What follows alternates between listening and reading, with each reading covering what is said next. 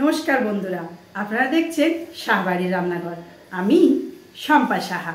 আজকে দেখব কুমড়ো দিয়ে নতুন একটা রেসিপি। আপনারা তো কুমড়ো অনেক রকম পদ খান, আমি আজকে করব কুমড়ো মাছের মাথা দিয়ে ঘন্ট। দেখবেন খেতে যতটা সুন্দর হয়, দেখতে কিন্তু ততটা লোভনীয় হয়। তাহলে চলুন আজকে রেসিপিটা দেখে নিই।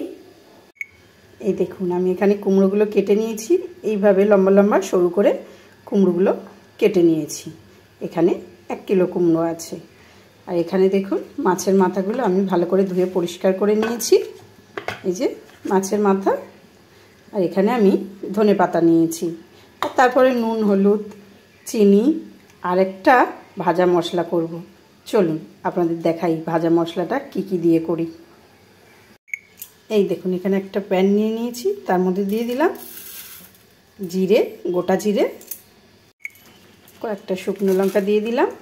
দিয়ে এগুলোকে ভালো করে আমি ভেজে নেব, ভেজে গুঁড়ো করে নেব।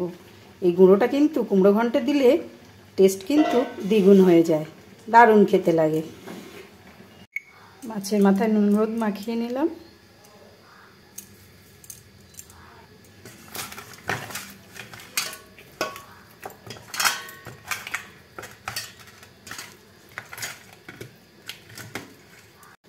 মাখানো হয়ে গেছে। কড়াই গরম হয়ে গেছে, তেল দিয়ে দিলাম।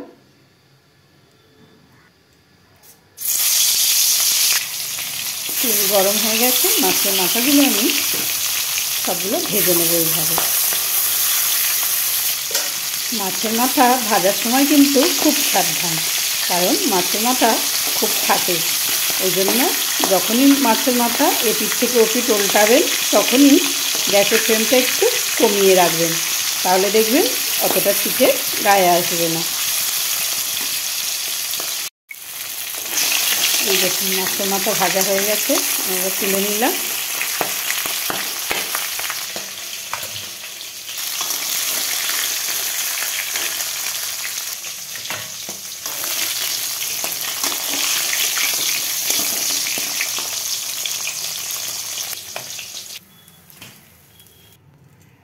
ফোড়নে দিলাম শুকনো লঙ্কা, তেজপাতা আর জিরে।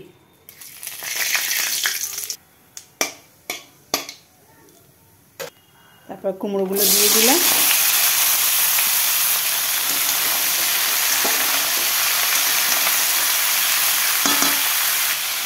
অল্প করে হলুদ আর পরিমাণ মতো নুন দিয়ে ভালো করে নাড়াচাড়া করে নেব।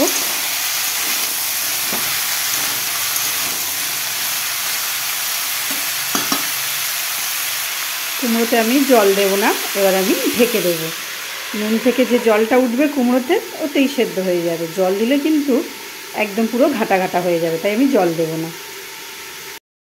চলুন একবার ঢাকনাটা খুলে দেখি। এই দেখুন কতটা মজে গেছে।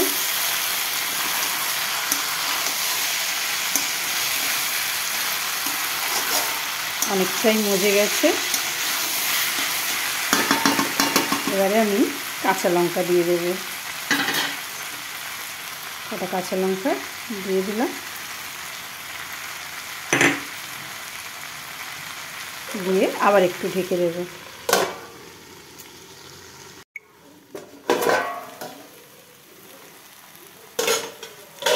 দেখুন এবারে পুরোটা মজে গেছে আর সেদ্ধ হয়ে গেছে কুমড়ো। মাছের মাথাটা দিয়ে দিলাম আর ধনেপাতাটাও দিয়ে দিলাম।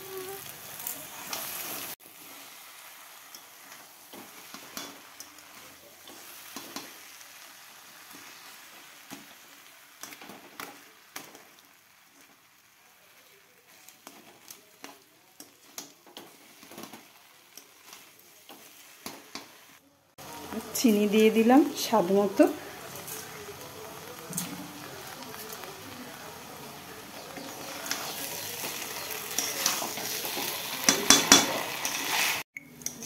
মাছের মাথাটা ভালো করে ভেঙে দেবেন, তাহলে আরও ভালো টেস্ট হবে। এবার ওই ভাজা মশলাটা দিয়ে দিলাম। ভাজা মশলা দিয়ে ভালো করে একটু নাড়াচাড়া করে দেব। হয়ে গেছে আমাদের কুমড়ো ঘন্ট।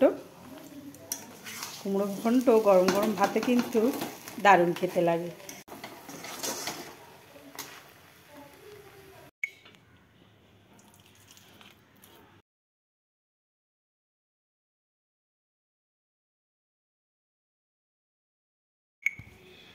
আজকের ভিডিওটা এখানেই শেষ করলাম। আবার দেখা হবে অন্য একটা ভিডিওতে। ওপর দিয়ে একটু ধনেপাতা ছড়িয়ে দেব।